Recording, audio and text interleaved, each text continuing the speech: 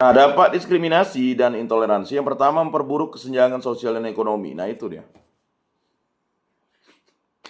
Jadi kita dilihat negara-negara berkembang itu ya yang sering ya terjadi pertikaian gara-gara diskriminasi dan intoleransi, ya negaranya akan sulit berkembang.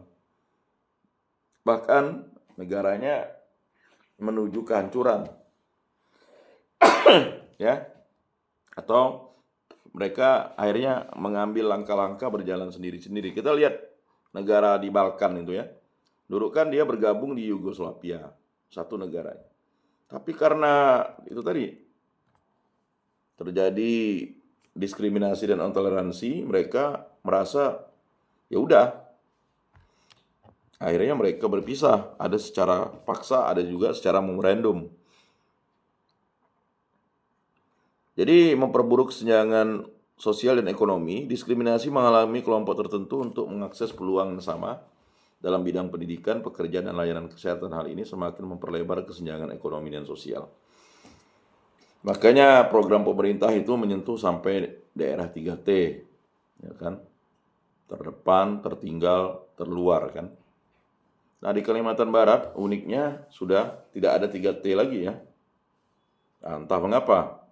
Karena kebijakan ya mungkin pemerintah provinsinya menganggap sudah tidak cocok 3T, padahal sebenarnya jalan-jalan di pedalaman itu masih banyak yang bahasa kami atau bahasa kita aspal kuning. Nah, aspal kuning itu paham kan? Kalau kering dia sangat keras, ya kan? Kalau hujan dia sampai berlumpur, ya. Betul ya? Yang sudah merasakan aspal kuning. Bahkan ya, bagi yang tidak pernah atau tidak pernah melihat, bisa jadi ya jalan itu dari yang setinggi mobil bisa jadi mobil masuk ke dalamnya ya. Nah, itu terjadi. Karena apa tadi?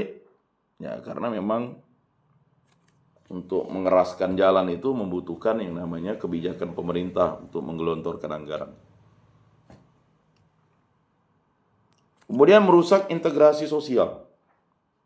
Nah, jadi kesatuan itu dirusak gara-gara diskriminasi dan intoleransi. Makanya bahaya diskriminasi dan intoleransi ini hati-hati ya. Ya, karena apa? Orang-orang yang didiskriminasi juga akan memperkuat diri atau dimanfaatkan untuk situasi yang ya menjadi kriminal. Di daerah-daerah Laut Afrika itu ya, daerah-daerah Somalia itu kan karena memang mereka pemerintahnya tidak kuat, akibatnya mereka banyak menjadi bajak laut ya, dengan ya merampok kapal-kapal yang lewat daerah laut itu. Sehingga akhirnya ya ada paksi-paksi atau kelompok-kelompok geng-geng untuk ya merampok kapal-kapal itu, dan kita lihat di media sosial kan. Nah, ketiga, meningkatnya potensi konflik sosial. Diskriminasi dan intoleransi yang terus dibiarkan dapat memicu konflik dan kekerasan. Jadi kalau kita nanti mengajar di sekolah, jangan sampai ada seperti ini. Cepat kita damaikan. Ya, bisa jadi ada satu anak, ya kan, bersuku lain. Tiba-tiba, ya, ada kelompok anak yang bersuku sama, lalu mendiskriminasikan anak itu, lalu akibatnya apa? Anak itu dibully, diolok. Nah, kita sebagai guru itu harus cepat mencegahnya. Ya. Maka Anda sebagai guru nanti di sekolah itu harus bertindak adil. Karena Anda menjadi guru itu juga menjadi polisi anak di sekolah. Menegakkan norma sosial, menegakkan hukum sosial di mana tidak boleh ada perkelahian atau kekerasan di dalam sekolah. Ada yang berkelahi cepat didamaikan, cari masalahnya apa. Ya, diamankan. Jangan dibiarkan membesar. Ya. Kemudian yang keempat, dampak psikologis pada korban ini ada trauma ya. Jadi diskriminasi dan intoleransi bisa menyebabkan tekanan psikologis seperti depresi, rendah diri, dan rasa takut pada korban. Nah, ini persoalan yang akan dihadapi ya. Kalau orang itu ya mendapat bullying atau misalnya menjadi pansos, bahan bulian dan sebagainya, ya ini akan membuat orang itu stres. Bahkan sampai anak itu tidak mau sekolah lagi. Dan itu persoalan nanti. Bagaimana kalian sebagai guru nantinya atau katekis. Ya, karena kalian harus juga menyadarkan orang yang melakukan intoleransi, diskriminasi, dan juga mengembalikan healing ya, menyembuhkan orang yang trauma akibat intoleransi dan diskriminasi. Itu tidak mudah ya, tidak gampang ya.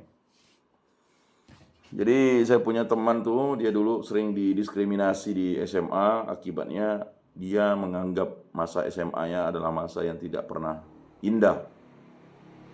Ya.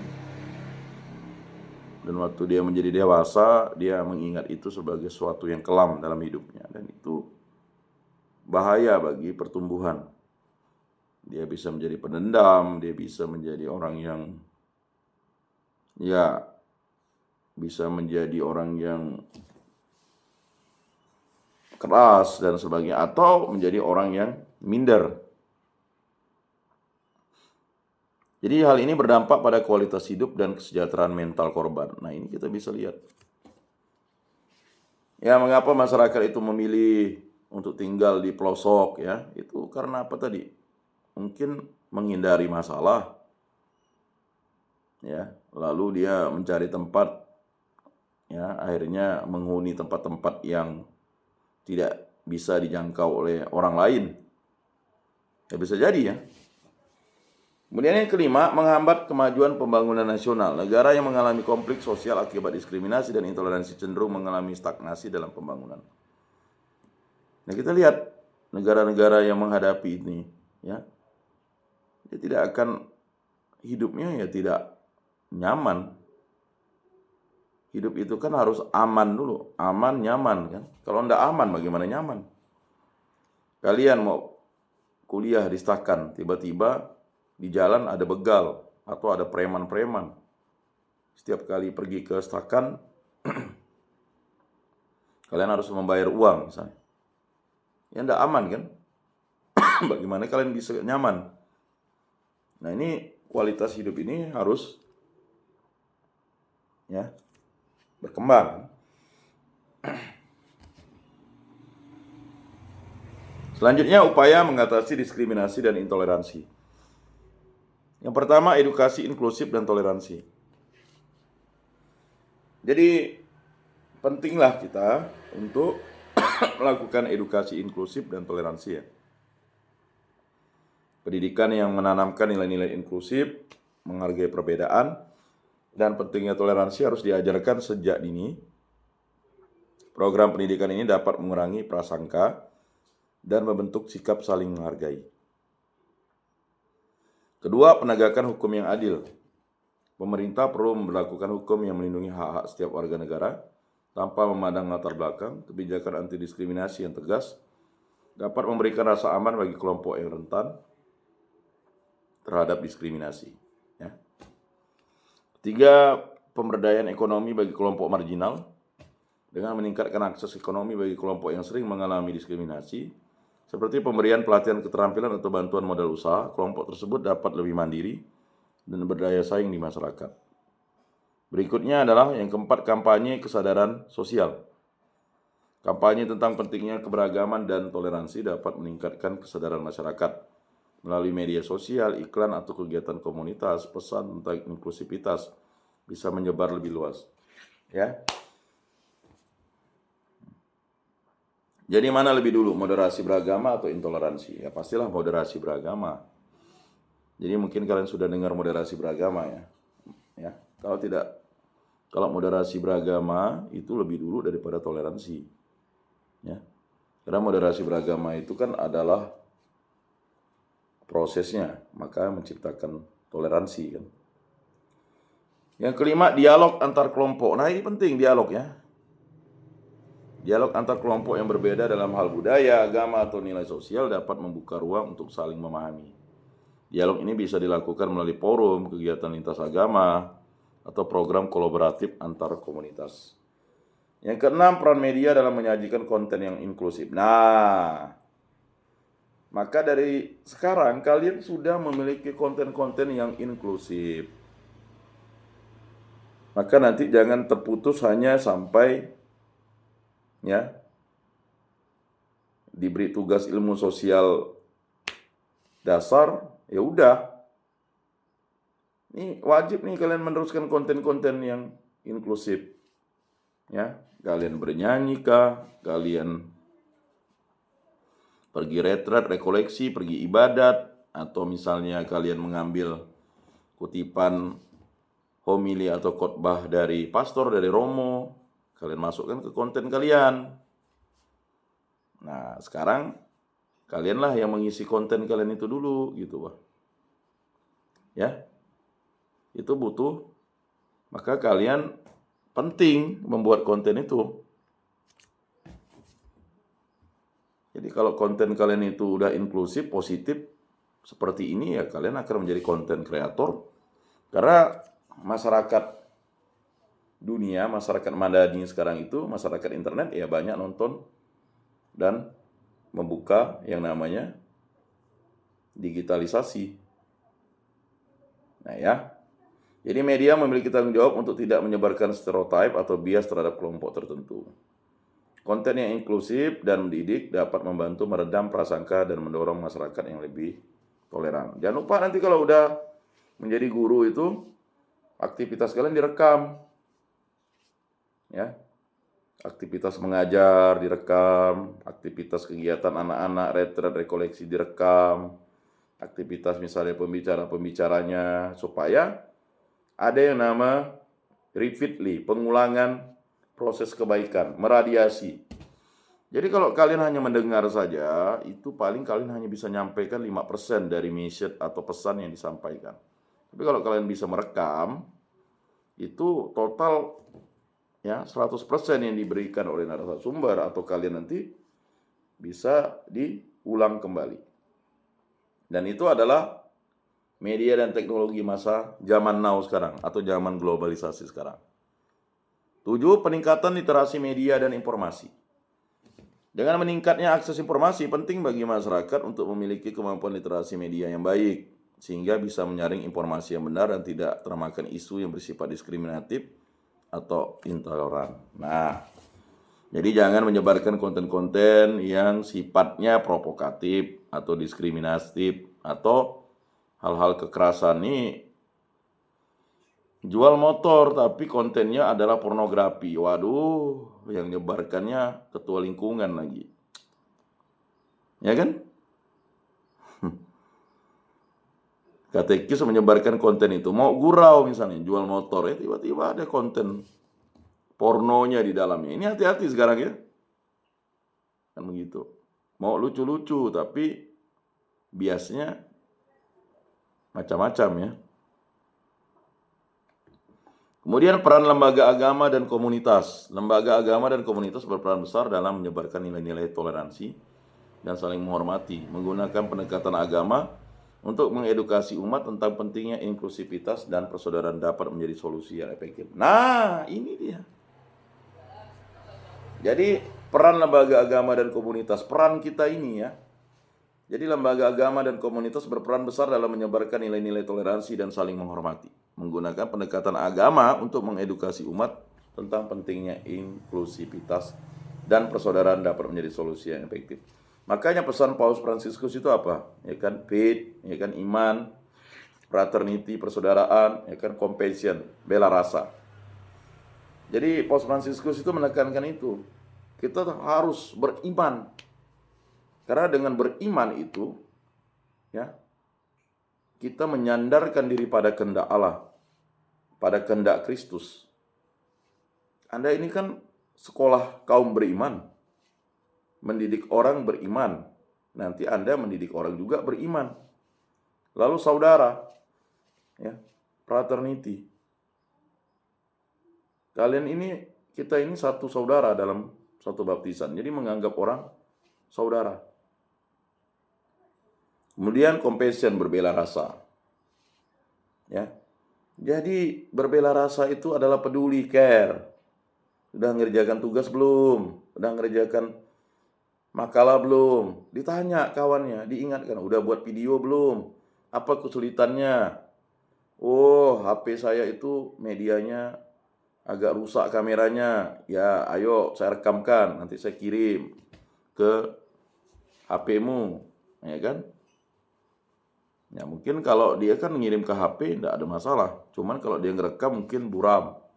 Itu bela rasa. Tapi bela rasa itu bukan bekerja sama untuk hal-hal yang buruk. Mencontek. Nah itu tidak bisa tuh. Ya. Lalu tantangan dalam mengatasi diskriminasi dan intoleransi. Yang pertama, kuatnya stereotip yang mengakar di masyarakat. Nah ini memang tantangan kita. Ya. 2, kurangnya kesadaran hukum. 3, pengaruh politik dan kepentingan kelompok tertentu. 4, resistensi terhadap perubahan sosial. Ya.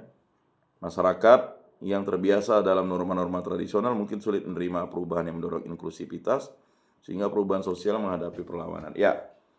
Jadi misalnya ada Alkitab berbahasa daerah waktu itu mendapat pertentangan dari daerah tertentu karena memang mereka bilang tidak ada budaya Kristen di situ, sehingga kalau menggunakan bahasa daerah itu untuk diterjemahkan, ya jadi akibatnya mereka menentang. Yaitu karena tadi. Dengan mengatasi diskriminasi dan intoleransi, masyarakat akan semakin harmonis, inklusif, dan stabil. Jadi kalau kita ya ada saudara-saudari kita tidak mau mengucapkan selamat Natal kepada kita, ya tidak ada masalah. Kata Yesus, kalau kita mengucapkan salam, lalu salam itu tidak dibalas, salam itu akan kembali kepada kita. Jadi berkat yang kita berikan itu kembali kepada kita.